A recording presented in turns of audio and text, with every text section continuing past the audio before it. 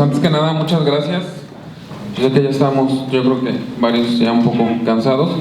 Voy a pedir que levántense tantito. Levanten sus brazos los que quieran. Estírense. Porque vamos a echarnos unas 3 horas más de plática. ¿Ya se estiraron? Bueno, ya despertaron. Bueno, podemos tomar nuestros lugares. Y bueno, pues bueno, ya escucharon la presentación. Soy neurólogo. Ya algunos de ustedes los conocí. De hecho, en el centro médico estuve a cargo de la clínica de esclerosis múltiple por aproximadamente 8 meses. Actualmente soy neurólogo adscrito al Hospital Ayala. Y bueno, cuando Gaby me invitó a este foro, me llamó la atención porque habitualmente siempre nos invitan para dar pláticas a médicos. No es tan común que nos inviten a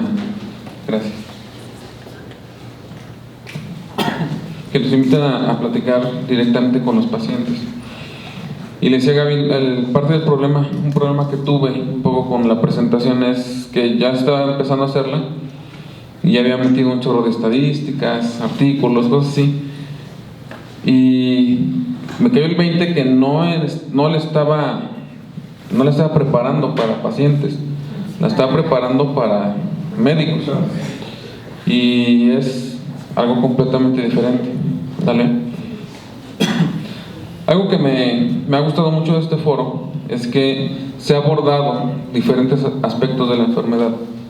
Se han visto aspectos desde el punto de vista psicológico, desde la vivencia personal por ejemplo, de Gaby, que es paciente de esclerosis múltiple. Y también se han visto muchas cosas que son cotidianas para ustedes y que muchas veces como médicos nosotros no las consideramos, no las tomamos en cuenta. Hasta que, bueno, los médicos muchas veces como tenemos el conocimiento teórico de la enfermedad, pero no la vivimos, no la experimentamos ni como pacientes ni como familiares. Bueno, en lo personal, pues yo tengo la experiencia de también ser familiar de un paciente, de una paciente, y eso me cambió, de verdad que me cambió la vida. Me cambió la forma de ver la enfermedad, porque ahora yo estaba del otro lado. Ahora yo entendía el por qué el paciente se enoja cuando lo hacen esperar. Yo entendía el por qué esa desesperación a veces de los familiares por no ver que se atienda pronto a tu familiar, de no ver que bueno, yo sabía lo que estaban haciendo porque yo lo hacía. Como médico yo sabía que tenía que, no sé, pedir un medicamento y esperar a que hicieran el centro de mezclas preparado, que lo llevaran, X, Y, Z. Yo conocí el proceso. Pero cuando estás del otro lado, aunque sabes todo lo que tiene que pasar para que llegue al momento en que cuelgan la bolsita y se la conectan a tu familiar, es una sensación completamente distinta, porque entonces tú sientes la impotencia de decir, bueno, yo sé que tengo que hacer. Y de hecho una vez tuve una bronca ahí con, bueno, X, en el hospital, porque yo siendo un médico y siendo un neurólogo sé lo que necesitaba mi paciente, y yo empezaba a modificar, como veía que no había mucho movimiento, yo modificaba las soluciones y demás, porque lo sé hacer. Y después me hicieron entender, obviamente algunos médicos que yo conocía, es que aquí tú no eres neurólogo. Ahorita tú no eres el doctor Cabrera, tú eres Muyo, el esposo de Laura, y eres familiar. Y aunque todos aquí te conocemos, y las enfermeras te conocen, y las jefas de enfermeras te conocen, y te conoce el jefe de servicio, no dejas de ser un familiar igual que cualquier otro. Y así como te calmas o te calmamos, ¿no? Y entonces entendí muchas cosas que los familiares pasan y que los pacientes viven. Y por eso quise hablar un poco de esto, que es algo que quizá muchos de ustedes nunca lo han escuchado. Si lo han escuchado, qué bueno. Quiere decir que su neurólogo se ha preocupado por platicar más con ustedes. Si no, pues vamos a conocer un poquito más de esto, que es la terapia multimodal. Hoy no voy a hablar realmente mucho de medicina, así que no esperen que les diga que viene un tratamiento súper guapo. Vamos a hablar más de lo que es la enfermedad, tratando de ver al paciente como un todo, desde varios puntos de vista. Y bueno, dentro de esto también le quise poner como un agregado una responsabilidad compartida, porque muchas veces, y les digo, yo lo he vivido de los dos lados, el paciente llega y te exige a ti como médico: es que la medicina que me das no sirve, y tú me tienes que dar tratamiento para que yo me sienta bien. Y muchas veces nosotros como médicos sentimos esa carga sobre nosotros de decir: bueno, es que sí, yo soy el médico, entonces yo tengo que ver cómo le hago para que este paciente esté bien. Pero no es tan así, porque no solo es el médico quien participa en esta dinámica de la evolución del paciente. Hay muchos actores ahí, y ahorita lo vamos a ver. Lo que vamos a ver es un poco de generalidades de esclerosis múltiple, que yo creo que ya muchos de ustedes las conocen. Vamos a ver un poco de qué se trata la terapia multimodal. Vamos a ver terapia farmacológica, terapia física, psicológica y social. ¿Sale? Si tienen preguntas, te pregunto al final, porque si no, si me distraen me atarán. Para la derecha, lo tengo al revés. Bueno, esta imagen a mí me gusta mucho. Este personaje que está aquí es el doctor Charcot. Era un médico francés del siglo XVIII, no, del siglo XIX, perdón. Se le considera el padre de la neurología moderna. Aquí hay muchos otros personajes. De hecho, por aquí anda se me fue su nombre, de Vic. También aquí está Babinski. Son grandes, quizás ustedes por eso no resulten familiares, pero son, para nosotros neurólogos, son nombres así como los fundadores de la historia. Para nosotros son nombres de mucha importancia. Y lo que está haciendo aquí este hombre es dando una clase en Salpêtrière, en Francia, donde está tratando de explicar el por qué esta mujer se desmaya cada rato. Bueno, les quería presentar esta pintura porque muchas personas piensan que la esclerosis múltiple es una enfermedad nueva, porque apenas está empezando a ver como que muchos pacientes. Y no, la verdad es que el doctor Charcot, desde 1863, si no me recuerdo, 68, él es el que hace la primera descripción de la enfermedad.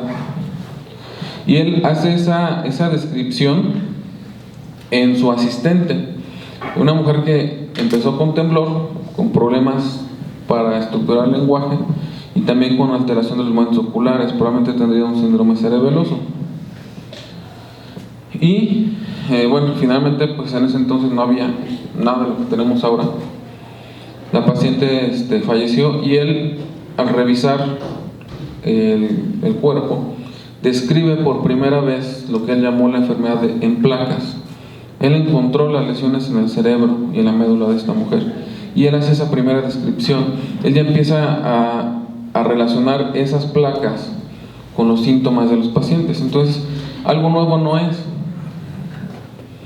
Pero vemos que eso generó mucha inquietud en muchos médicos, muchos de ellos sus alumnos. James Dawson en 1916 describe ya la inflamación de los vasos sanguíneos del cerebro y de cómo se daña la mielina en el cerebro de las personas que tienen esa famosa enfermedad en placas.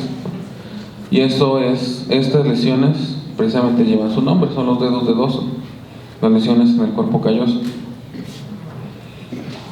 En 1925, Edgar Douglas demostró que las afectaciones de la mielina provocaban errores o retraso en la conducción de los impulsos nerviosos.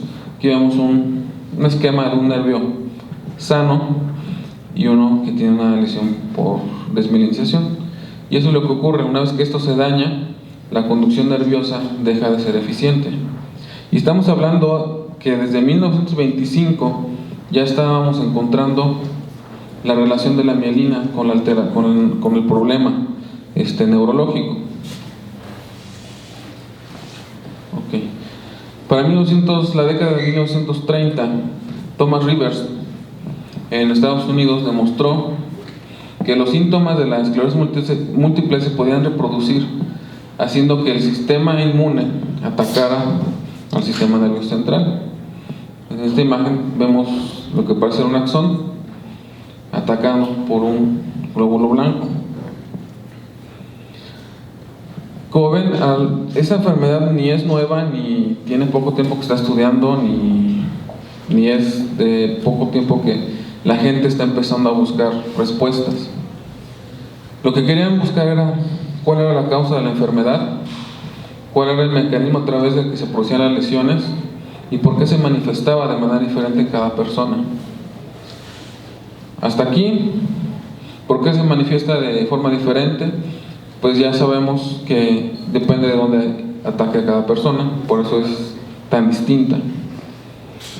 ¿Cuáles son los mecanismos? Ahora ya sabemos que nuestro sistema inmune de pronto nos desconoce y nos ataca. Y yo platicé alguna vez con alguien: nuestro sistema inmunológico es como un perro Doberman. Bien entrenado es un excelente guardián, pero donde te desconozca, ahí te encuentran. Y es algo así. Nuestro sistema inmunológico en un momento dado nos desconoce y empieza a atacarnos, empieza a lesionar nuestros propios nervios, y es lo que ocurre.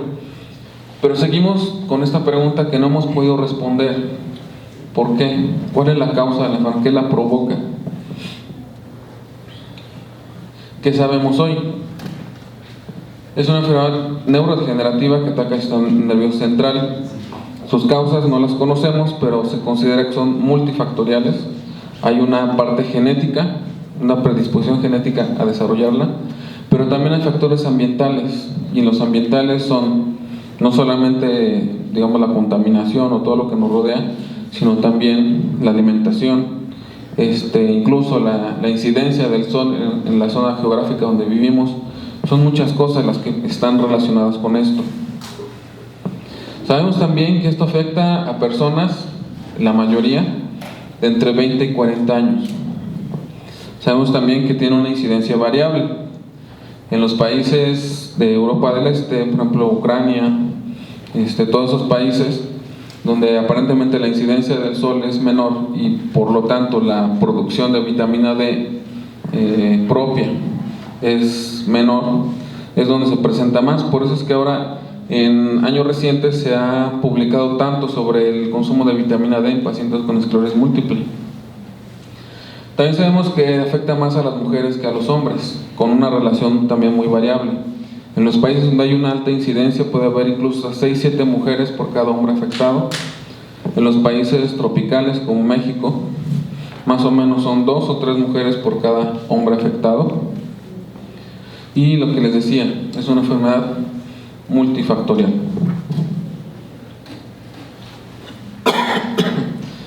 En México, ¿qué sabemos o qué datos tenemos en México?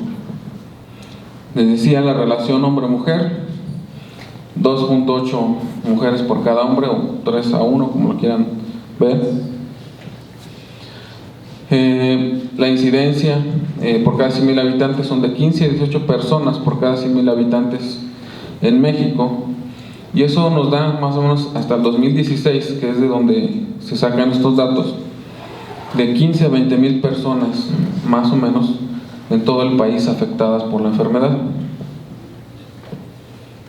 Y además esta es la primera causa de discapacidad en personas de 20 a 40 años, en adultos jóvenes. Por eso es que si ustedes, bueno, los que ya tienen varios años con el diagnóstico, han notado que en los últimos 5 o 6 años ha habido como un boom de tratamientos. Quienes ya son más antiguos con su diagnóstico, saben que antes solamente teníamos, pues prácticamente eran 2 opciones: interferón y acetato de glatiramer, y párale de contar. En los últimos 5 años hemos visto que hay cada vez más tratamientos y sigue habiendo mucha investigación precisamente por esto, porque la discapacidad que se causa en estas edades, que es la edad, digamos, más productiva de las personas, para todos es una preocupación, porque hay muchas personas muy jóvenes, por ejemplo como Gaby a los 19 años mientras estudiaba, otras personas que mientras están ejerciendo su profesión la presentan. Entonces la enfermedad antes era truncar por completo la vida del paciente, y lo que estamos esperando con estos nuevos tratamientos es que ya no tengamos tanto esto, sino que a pesar de la enfermedad los pacientes puedan tener sean funcionales. No les podemos decir que se van a curar por completo porque no sabemos qué lo causa, pero que por lo menos puedan tener una vida con una buena calidad. ¿Se podría decir ser autosuficiente? Sí, ser funcional. ¿Qué es la terapia multimodal? ¿A quién le suena esto? Terapia multimodal se refiere a que no solamente se trata de darle al paciente un medicamento, decirle: te doy esta pastilla, tienes esclerosis múltiple, tómate esto y nos vemos en 6 meses. Ya no se debe tratar solo de eso. Se debe tratar de ver, bueno, tienes esclerosis múltiple, ¿qué tipo de discapacidad tienes? ¿Qué limitaciones tienes? ¿Qué problemas personales te ha traído? ¿Qué problemas laborales? ¿Qué problemas familiares? ¿Y cómo los podemos resolver? No yo como médico, sino juntos, como equipo. Entonces, tenemos que al paciente con M, vamos a quitarle esto, tenemos una persona que tiene un problema, y es una persona que tenemos que ver desde diferentes puntos de vista. Lo que a los médicos, a los neurólogos nos va a tocar es enfocarnos en esto: fármacos modificadores de la enfermedad. Otros médicos, especialistas en rehabilitación, fisioterapeutas como hace un feto Edwin, van a encargarse del área física, de ayudarle al paciente a recuperarse, o por lo menos a que su limitación no sea tan severa. Otros profesionales, como la licenciada, como la licenciada que estuvo más temprano, van a ayudar al paciente desde el punto de vista psicológico, la parte mental, la parte espiritual. Y esta parte es lo que le toca a la familia, a los cuidadores, a la familia nuclear, a la familia extendida, y también a todos los demás, al patrón, que a veces en lugar de facilitarles la vida se las hace más difícil. Entonces vemos que ya no solamente es el doctor y el paciente, son varias cosas que se tienen que considerar aquí. Somos varios actores y todos tenemos nuestra parte de responsabilidad en esta terapia o en la vida de nuestro paciente. En cuanto a la terapia farmacológica, pues bueno, me decía antes, los que ya son viejos conocidos: acetato de glatiramer, interferones, para de contar. Y así estuvimos por muchísimos años. Y si fallaba el interferón, te cambiamos acetato. Fallaba el acetato y te cambiamos a otro interferón. Y así nos la llevábamos, porque no había más. O sea, no era que no quisiéramos darles otra cosa, es que no había más. Otras opciones que había en aquel entonces eran fármacos sumamente agresivos que prácticamente depletaban por completo el sistema inmune y que muchas veces eran más peligrosos que la propia enfermedad. Porque, bueno, a mí me tocó vivir pacientes que nos exigían un medicamento específico, la mitojantrona famosa. Muchos no se los dábamos y se enojaban. Pero es que muchas veces quizá nosotros cometíamos el error de no explicar por qué no eran candidatos. La mitojantrona es un fármaco súper agresivo, con muchas complicaciones, que muchas veces era más peligroso dárselos que dejarlos así y estar administrando quizá bonos de rescate. Pero bueno, quizá falta de comunicación. Después empezaron se pusieron de moda esto, los orales, dimetilfumarato, fingolimod, triflunomida. Y todos los pacientes que estaban con acetato de interferón dicen, pues ya hay orales, pues denme orales, ¿para qué me estoy picando? La cuestión es que los orales, aunque las farmacéuticas digan otra cosa, espero que no haya nadie, ningún espía aquí de ninguna farmacéutica, los orales hasta el momento algunos de ellos no han mostrado la misma eficacia que otras terapéuticas, ¿sale? Y algunos de ellos tienen muchos efectos adversos. Entonces, si yo te tengo a ti estable con esto, ¿por qué me voy a arriesgar a darte esto? Si yo sé que en un momento dado puede ser peor para ti. Pero les repito, muchas veces no nos entendemos unos a otros.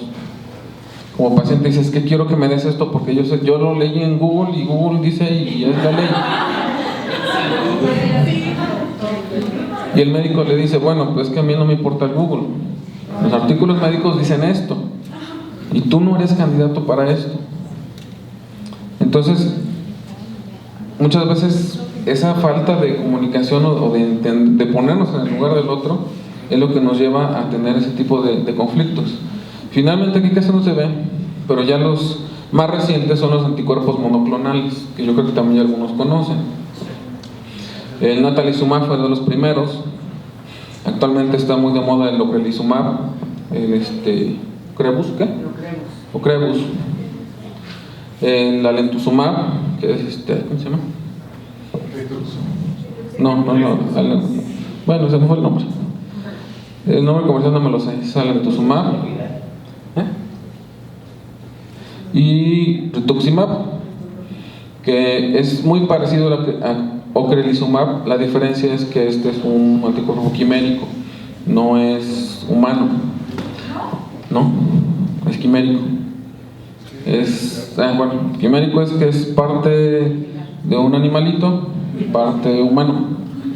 No se espanten, esa es parte del desarrollo del medicamento. No les va a salir cola de ratón y orejas, ¿no? La diferencia básicamente es que uno puede tener más efectos adversos que otro, pero en realidad la eficacia es muy similar. No se espanten ni le vayan a echar el bronca al doctor Mireles, porque me va a regañar. Hay una nueva terapia que están desarrollando que es de células, como células madre. Hay una que sí está, que están haciendo, que bueno, pues de hecho se desarrolló, si no me recuerdo, en La Raza, aquí en México, que parece que es muy prometedora, pero eso es muy distinto a la terapia de células madre que anuncian en el radio, ¿sale? Para que no se vayan con la finta. Una cosa es este tipo de terapéuticas, esto en la persona yo no la conozco bien porque ya tiene mucho tiempo que no estoy tan en contacto con terapias nuevas, pero parece que es prometedora, no sé hasta qué punto. Y digo, una cosa muy diferente es lo que anuncian en la alrededor de las terapias de células madre. La verdad es que no he ido a ese lugar, pero realmente en México no se cuenta todavía con la tecnología adecuada para ese tipo de terapias. Entonces como recomendación no caigan en eso. Una preguntota, ahorita está muy de moda, digo, perdón por interrumpir, el cannabis. A mí me llega cada rato mensajes de mi familia, de mis amigos. Ahorita ¿Qué malo es? ¿Es natural? Ahorita aplicamos eso, si quieren al final, checamos las preguntas. Y bueno, entonces, ante todas estas opciones, el médico se queda, bueno, ¿y qué hago? ¿Qué hago? De todo esto que tengo para darle a mi paciente, ¿qué le voy a dar? Lo primero es ver qué tipo de déficit, qué tanta actividad tiene la enfermedad, porque no es lo mismo un paciente que debuta con que se le entumió el dedo meñique y al hacerle la resonancia tiene por ahí 2 o 3 lesiones pequeñitas, ni siquiera activas, que un paciente que debuta quedándose cuadraplégico y que al hacerle la resonancia ves un cielo estrellado, ¿no? O sea, ves luces como la Quinta Avenida de Nueva York, luces por todos lados. Entonces no es lo mismo. Tienes que ver qué tan activa está la enfermedad. Ya que decidiste, bueno, está muy activa, voy a ver qué de lo que tengo le puede ser útil a este paciente. Tienes que ver qué de lo que tienes disponible, qué tan eficaz es y qué efectos adversos puedes esperar.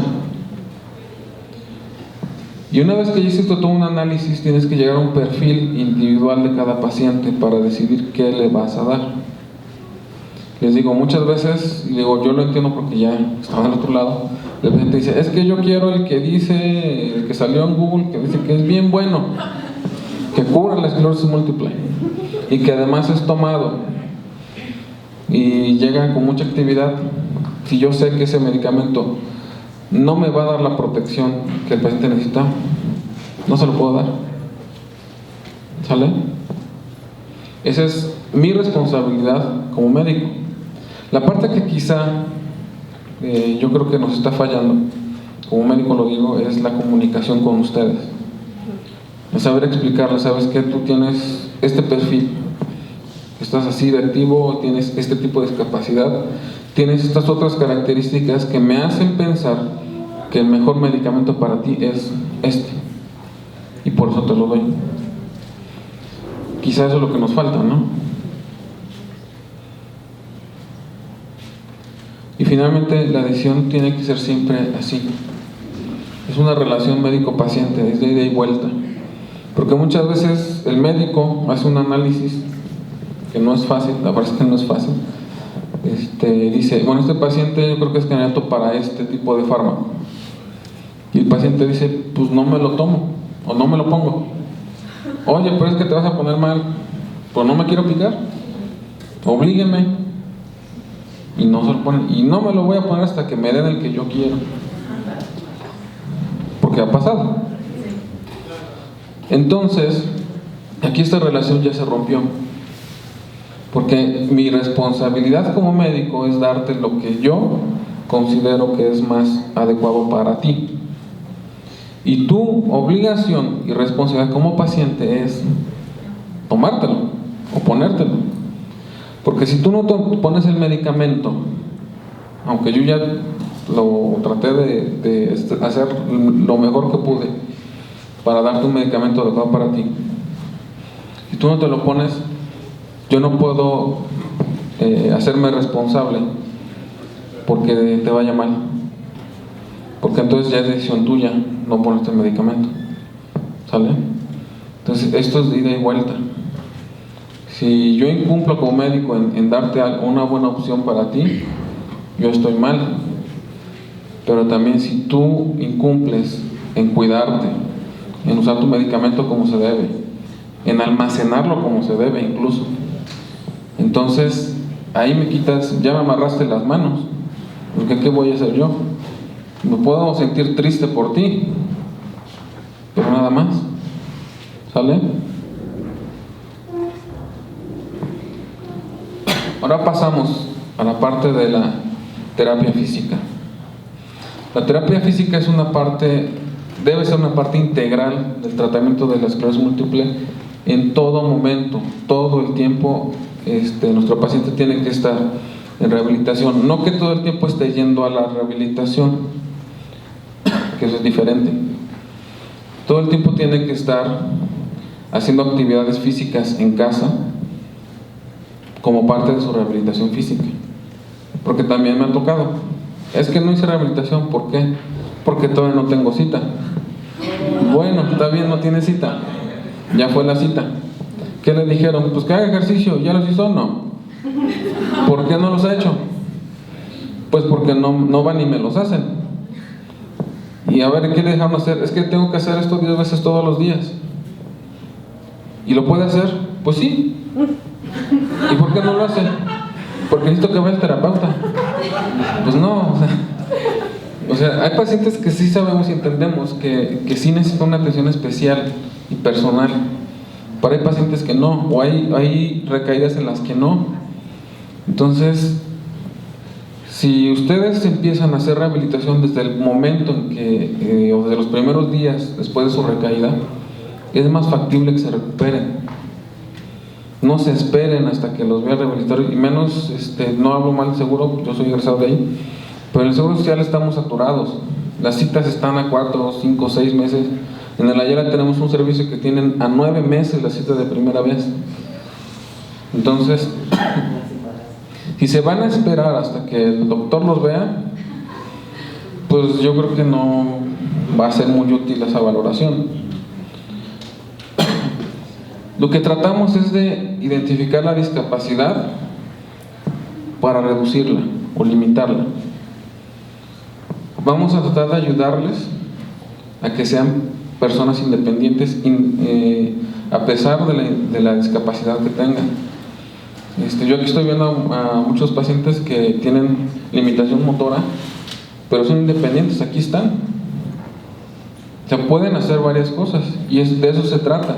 No se trata de que todo el tiempo necesiten estar con alguien para que los cuide, sino que puedan, en la medida de lo posible, ser lo más independientes en casa y finalmente lograr el máximo de funcionalidad posible. Si que una persona tenga una recaída o debute con esclerosis múltiple y que de pronto tenga que usar bastón, no quiere decir que ya no pueda seguir trabajando. No quiere decir que no pueda seguir haciendo su actividad en casa, que pues a lo mejor en lugar de subir las escaleras, que el patrón le baje la computadora al primer piso, no sé. El paciente puede ser productivo, puede ser funcional, siempre que se le den las herramientas necesarias. Y eso es a lo que nos tenemos que enfocar en la terapia física. Y tenemos que pasar, obviamente es algo que todos deseamos. Ninguno de sus doctores va a desearles a ustedes que no caminen o que les vaya mal en la terapia, jamás. Lo que queremos todos es que todos se recuperen, que si van a quedar con una secuela, que sea lo menos limitante posible. ¿Sale? Luego pasamos a la terapia psicológica. Si hacemos ejercicio con el cuerpo, también tenemos que ejercitar nuestro cerebro. ¿Y esto cómo lo vamos a hacer? Hay diferentes aspectos que tenemos que considerar en el paciente con esclerosis múltiple: el área cognitiva, el área del lenguaje, la parte emocional, y también trabajar mucho lo de la autoestima. Lo que mencionó la licenciada que ya se fue, a mí me agradó mucho porque va mucho con esto. Bueno, algo que les quiero decir es que no permitan jamás permitan que la enfermedad los defina como personas. En el Ayala no vemos pacientes con esclerosis múltiple, vemos otras enfermedades, pero tuve un paciente recientemente que, porque un estudio fue ambiguo, los síntomas no eran muy claros, de pronto él también se deprimió muchísimo y manifestaba más síntomas de los que quizá en realidad tenía. Y apoyados en un diagnóstico, en un estudio muy ambiguo, hace algunos años le dieron un diagnóstico X de una enfermedad muy discapacitante y prácticamente terminal. Para cuando llega conmigo yo lo reviso y veo el diagnóstico, lo veo a él y le digo, es que tú no puedes tener esto. Pero es que ya me estoy en el estudio y sí tengo. Y fue tanta su insistencia que yo de plano le dije, si tuvieras esto, estarías muerto. Porque la esperanza de vida de estos pacientes es de 2 o 3 años máximo. Esto te lo diagnosticaron hace 7 años. No puedes tener esto. Finalmente, después de volver a hacer estudios, de hacer muchas cosas, se concluyó que no tenía la enfermedad. ¿Qué creen que dijo cuando le dije que no tenía esa enfermedad? Que sí, sí lo tenía. Ay, ¿por qué no? Querían tenerla. Cualquiera, bueno, yo pienso, quizá nunca me ha pasado algo así, pienso que si me dijeran de un día para otro, no tienes esa enfermedad que te va a matar, yo estaría feliz, ¿no? Pero él no, él se enojó mucho conmigo. Y se enojó mucho porque él permitió que su enfermedad lo definiera. O sea, él ya no era Juan Pérez, ya era Juanito enfermedad. No permitan que eso les pase a ustedes. O sea, no son Panchito esclerosis múltiple, no son Anita esclerosis múltiple. Entonces son individuos, son personas que tienen o viven con una enfermedad, pero la enfermedad no los define como personas. Eso nunca lo permitan. En el área cognitiva tienen que leer mucho, tienen que hacer mucho ejercicio cognitivo, porque son de las áreas que más se afectan en la esclerosis múltiple, y eso recientemente se ha demostrado, que hay recaídas cognitivas. Hay pacientes que tienen en la recaída, no tienen una recaída motora, sino tienen problemas cognitivos, memoria, lenguaje, cálculo, manejo de emociones.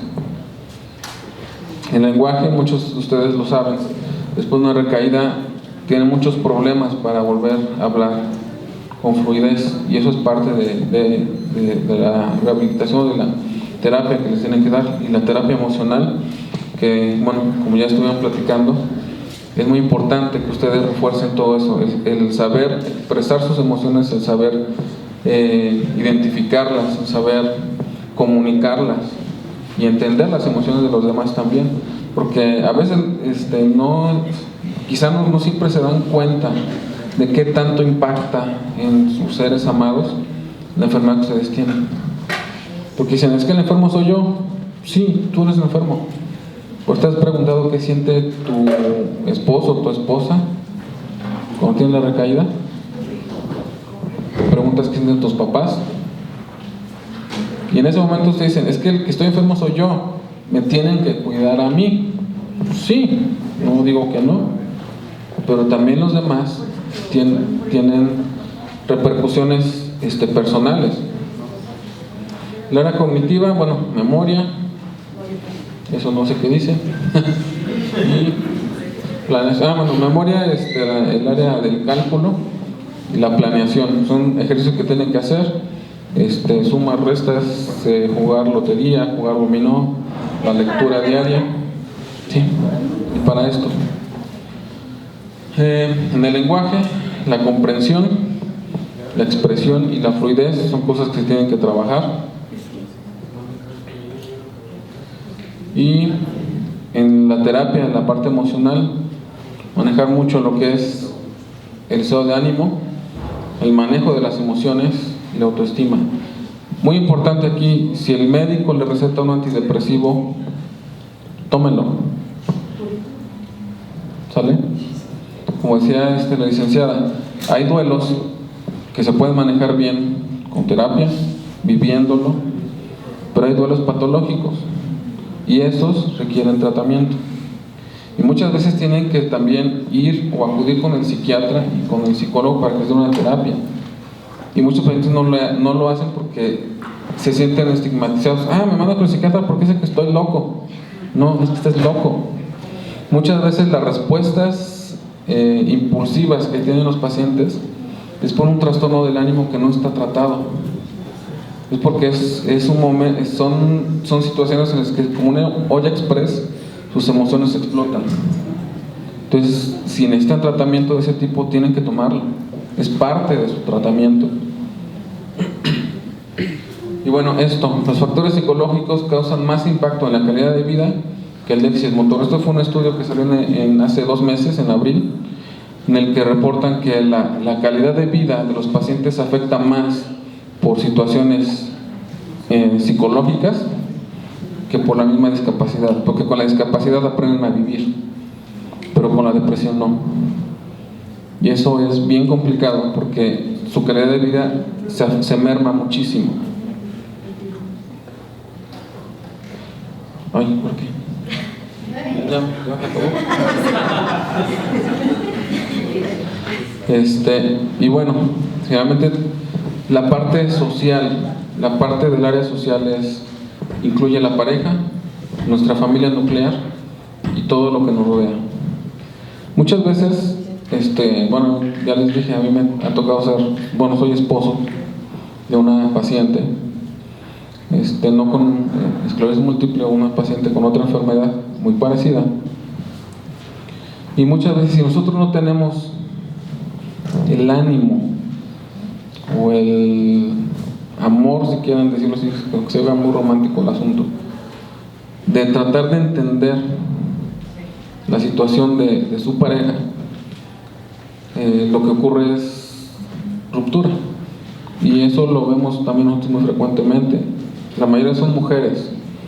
Muchas veces el novio o el esposo que les juró amor eterno, que les dijo: yo contigo me voy hasta el mismísimo infierno, en la primera recaída, ahí nos vemos. Esto es más fuerte que yo no puedo con eso. Cuando en realidad la pareja debería ser la primera persona que debería estar ahí dándole fuerza al paciente. La familia. Bueno, aquí usted nos compartió un poco Tania, nos compartió un poco de lo que pasa con sus papás, y pues no los juzgo, cada quien vive su proceso de forma distinta. Pero ¿cómo te sentirías tú si tus papás tuvieran una actitud diferente? Que te apoyaran, que te dijeran: vamos a tus terapias, estamos bien, te amamos todo. Me hubiera gustado que me acompañaran el día de hoy para que escucharan todo esto, pero pues como que es Dani su enfermedad y Dani hay que saberle por su lado con sus cosas. Sí. Entonces, la familia nuclear tiene una importancia enorme en la vida de nuestros pacientes. Si nosotros somos familiares de un paciente, tenemos que cobijarlo. Finalmente, la parte social, eso a veces es más complicado, porque incluye al patrón, incluye hasta la banqueta, la rampa, pero finalmente cuando tenemos esto es más llevadero, ¿sale? Y bueno, responsabilidad compartida, lo que les quería platicar, lo que quiero que se les quede hoy. Esto es un trabajo de equipo, médico, paciente y familia. No están solos. Es un trabajo en conjunto, y de lo que se trata es de que su calidad de vida sea mejor, sea lo mejor posible, ¿sale? Y bueno, entonces todo por mi parte. Muchas gracias.